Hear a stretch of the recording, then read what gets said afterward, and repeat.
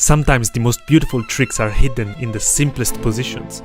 In this situation, it seems like white is completely lost. It has 4 pawns against the queen and 1 pawn of black. Black is just going to pick up the last pawns and win the game easily. Right? Well, not exactly.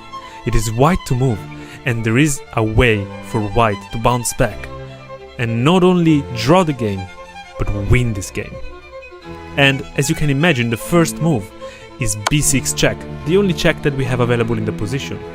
Black cannot capture this pawn, of course, and importantly, the king cannot step to this square, because this would end up being a fork, picking up the queen and winning the game. But black still has a resilient square to go to. The king can go to c8, and it seems like black is out of the woods. But here is where white plays the absolutely brilliant King e4, a completely counterintuitive move, but that strips away the black queen of every single square available to her. Meaning that black is actually in Zugzwang in this position. There are no moves available that don't lose the queen, which means that black will have to move the king. But we already know how this goes, and we are going to pick up the queen and win this game. Chess is a form of art, and like every other art, it requires harmony. In this situation, white is trying to convert this position into a win, having 1 pawn, dreaming to get a new queen on the other side of the board. But there's only one problem. If white picks up this black bishop, black is going to play this knight fork between the rook and king, take the rook, and easily stop the last white pawn. But it doesn't seem like white has many other options. If the rook tries to go away, believe it or not, the knight and bishop are actually well enough to secure the draw for black with accurate play. And any other move would just lose the rook to the knight, allowing black to play for a win with the bishop and knight. So if given the chance, white here might consider taking a draw. But that would be a massive mistake, because white actually has a move that wins this game. And believe it or not, this is a move that we have already considered, and that is the brilliant rook takes b7.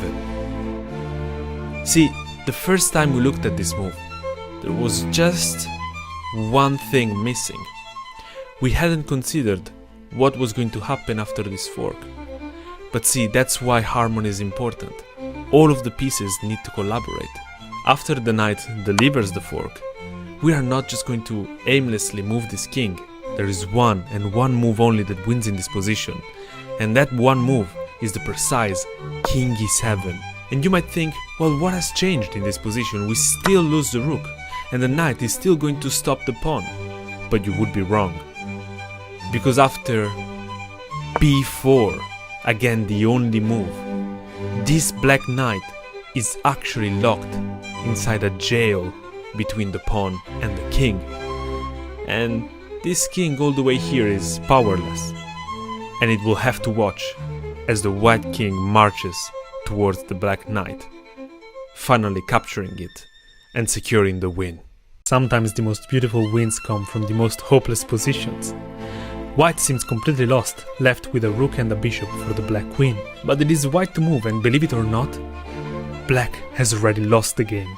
After the brilliant rook a8, a full rook sacrifice, but not one that black can accept without consequences. After the rook is taken, a skewer picks up the queen and wins the game. So what? The queen has so many squares to go to. What about this square? Well, in that case, there is a skewer like this, picking up the queen. Okay, fine. What about this one? Unlucky. Another skewer. What if the queen comes here? Well, now we have a pin, picking up the queen and winning the game. But wait, there is one more square that black can try to go to, and that is h7. But actually, white wasn't done with spectacular moves.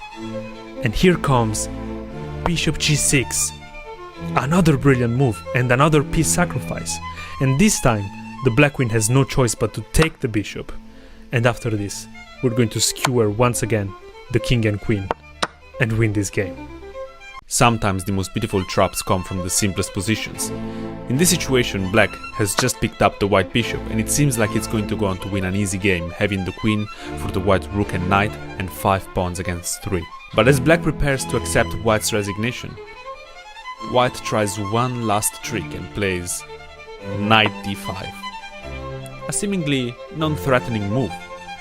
But little did black know that the black queen had just stepped in a minefield. So what's so special about this move? Well, let's have a look. First of all, it is threatening a fork, attacking the king and queen. So we need to bring the queen to safety. The problem is that the queen doesn't have that many squares. It can't go here or here. It can't step here because of the rook. If it tries to go here, the rook is going to attack the king and pick up the queen behind it. And finally, if it goes here, there's going to be another fork. But wait, there is one more resilient square that the queen can go to. What about h5? Now it seems like black is out of the woods. But here white's plan starts to unfold, as white plays the absolutely brilliant rook a5. And the white queen seems to be trapped. It cannot go back because of this fork. It cannot stay on this line because of the rook. And it cannot go here. So, well, it seems like it has to take the rook. But of course, if this happens, a fork is going to follow, picking up the queen. So black thinks, okay, well, I'm just going to block the view of the rook, and now I am out of the woods. But here comes rook c5! Another rook sacrifice! And again, if the black queen tries to take this rook, there's going to be a fork! So black becomes desperate. e5! Rook takes e5! And again, the queen cannot take the rook because of another fork. And finally, black desperately tries to play g5. And you know it. Rook takes g5.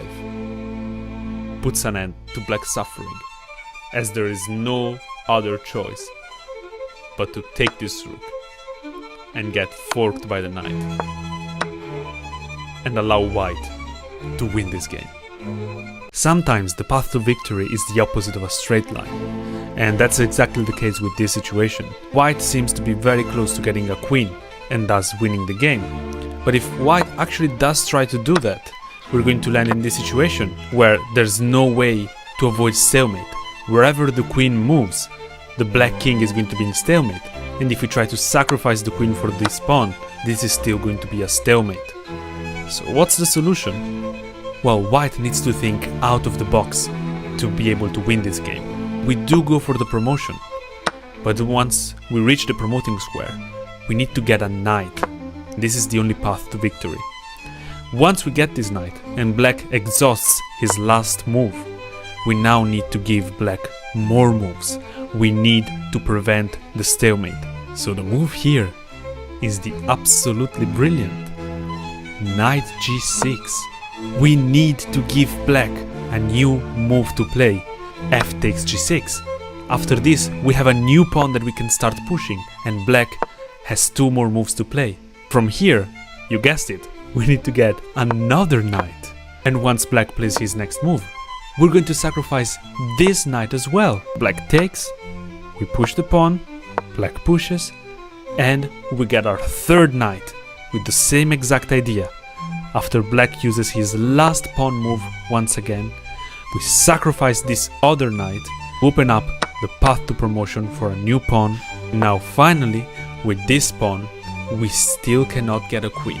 Because if we get a queen, you will realize now that we are too slow. And if we try to get the last pawns, black is going to get a queen of his own. And there's no way to checkmate the black king in time. So we need to get our fourth knight. And the knight is the only way to actually reach the king and deliver this checkmate. There's no hope left for white. Black is up 11 points of material and it's going to win this game easily. But last time I checked, to win a game, you're required to checkmate the king, right? And white is not in checkmate. And white plays queen b5, forcing the black king to take the d-pawn. And then it follows up with the absolutely brilliant queen c5. A move that does not begin to make sense. But yet, it's the only move that desperately saved this game for white. Of course, if the black king moves away, we're just going to take the queen, and we're gonna at least get a hope to draw this game. But it seems like the queen is simply hanging, right? But here comes the brilliant move. King a3. And wherever the black pieces move, this is going to be a stalemate. You got this far in the video, thank you so much for watching, and thanks to all of those that watched the shorts that I published recently. I really appreciate all of you. I really enjoyed reading your comments and your thoughts about the positions. If you have any puzzles that really surprised you, that stuck with you, and you would like me to cover them, feel free to send them on the email address that I'm going to leave somewhere here. And yeah, I would love to make a video about them. Thank you so much. Don't forget to subscribe, and I will see you next time.